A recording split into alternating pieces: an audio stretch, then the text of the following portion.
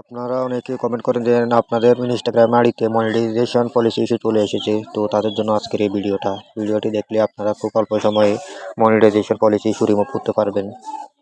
প্রথমত দেখুন, এই আইডিতে মনিটাইজেশন পলিসি ইস্যু এসেছে।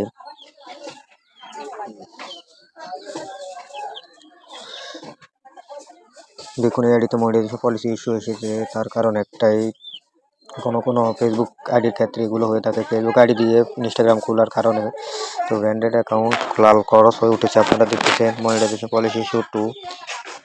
তো আপনাদেরকে এখন খুব সহজ পদ্ধতিতে দেখাবো কীভাবে মনিটাইজেশন পলিসি ইস্যুটি রিমুভ করবেন। প্রথমত হেল্প সেন্টারে যাবেন, হেল্প সেন্টারে গিয়ে রিপোর্ট প্রবলেমে যাবেন।